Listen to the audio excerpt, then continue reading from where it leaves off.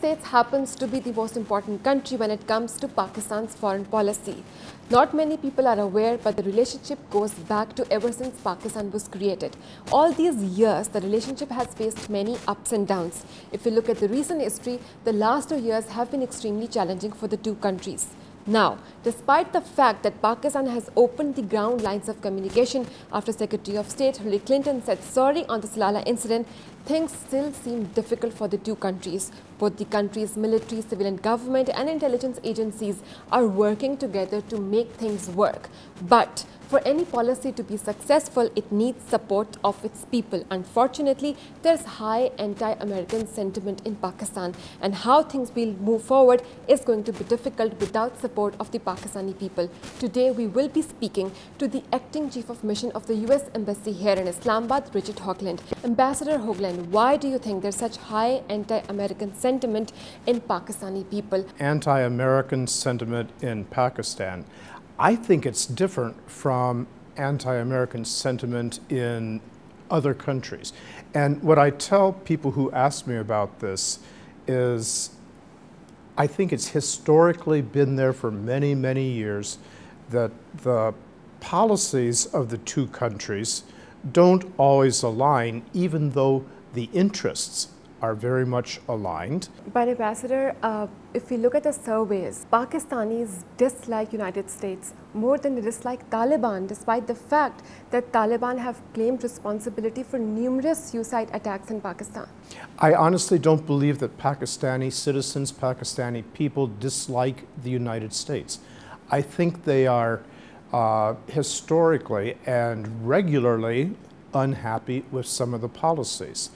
But it could be that those policies aren't explained properly because, by and large, American policy is always aligned to support the interests of both countries. So, Ambassador Hoagland, we recently saw you sign an MOU with Pakistan on NATO supply lines.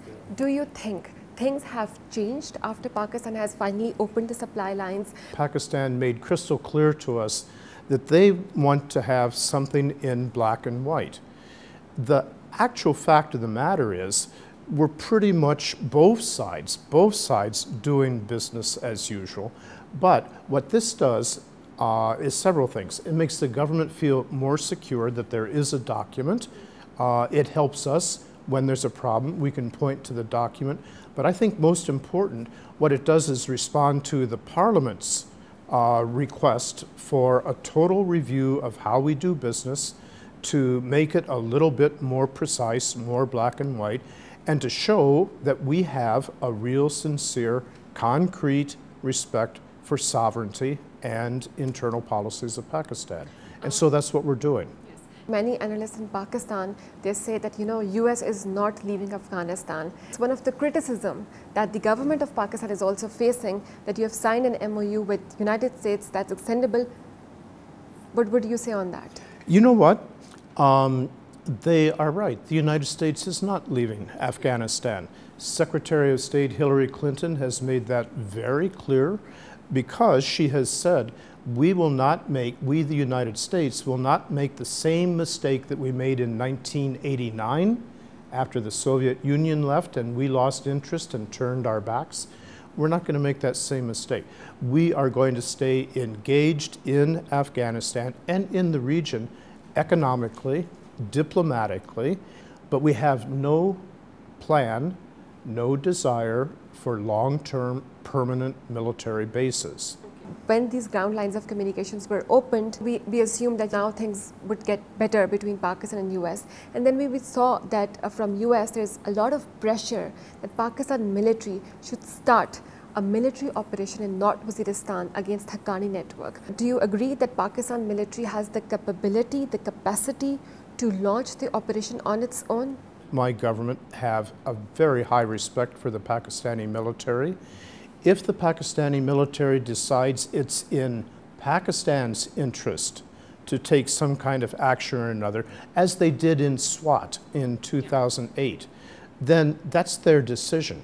If it helps us with our problems right now, military and terrorist problems in Afghanistan, so much the better. DG ISI just visited United States of Yes. America, and there was this news that Pakistan and United States together can do a joint operation in the border between Pakistan and Afghanistan. Do we see that happening? I don't think that particular article, and I know exactly which one you're referring to, I don't think it was as accurate as it should have been. When someone talks about a joint operation, that would be very complicated, and you know that would mean boots on the ground in Pakistan. And Pakistan has made it very clear that, thank you, we don't want that right now, we don't need that right now. There are many ways to work together, there are many ways to cooperate, but I want to make clear that even if the term joint operation is used, it does not mean American boots on the ground in sovereign.